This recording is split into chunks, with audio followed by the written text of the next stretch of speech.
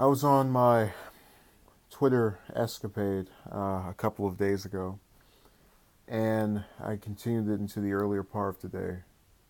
Um, I became a little frustrated when I had a user who said, as I shared this story about the 717 billion that both a majority of the Democrats and Republicans in the House and the Senate backed, that it was insane or you're crazy to think that both parties are similar, even though they voted the exact same.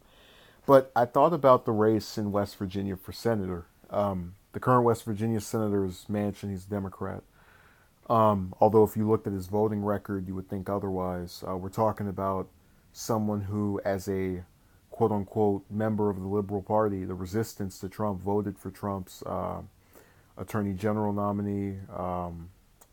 Just, you know, uh, the Supreme Court justice, Gorsuch, Azar, that's the Health and Human Services Secretary that he had, Tillerson. The list goes on. But one of the reasons I wanted to mention this is because if you look at the Republican, there's someone that's going to back Trump on pretty much all of the same things that Manchin has done so on. And that's expected. That's a Republican. He's going to vote for members of his own party. But if you look at Blankenship, who is I think he's the Constitutional Party nominee, or he's another one that's involved, third party. He's also, he cloaked himself, said that he was Trumpier than Trump. He had started the positions that Trump became popular for. And whether that's true or not, the bottom line I'm trying to convey to you is that whether you vote for the Democrat, whether you vote for the Republican, whether you vote for the third party in that instance, you're literally voting for three different choices that are all going to vote the exact same on a large number of issues.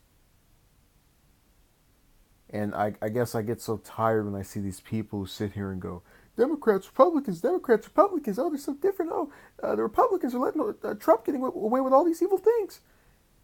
And they're saying this about a party where literally that was able, rather, they're not saying that about a party, referring to the Democrats, who had their leadership call into question many things about Trump, his leadership anyway, and yet give him a military budget of 717 billion. They just don't get the hypocrisy. But what I want you to understand, and this is, we're going to cut this off soon. When you look at elections, the intent of elections, the intent of candidates is to have a choice. And look, when you have a primary, there's a lot of people who have similar positions, and that's when personality and ways of gimmicks start conveying themselves. But what is so disturbing is I don't think I've ever seen an election where I can name both major candidates and the third party and say there is absolutely no difference, other than one might be less likely to mess with Obamacare. So it's sad that just that state has gone to where it is, and that's why I really had hoped that Swearigan would be able to knock him off from that nomination. But maybe she'll run again. I just hate that we're stuck with one of those three for the next 6 years, presumably Manchin. So it's sad. Thank you.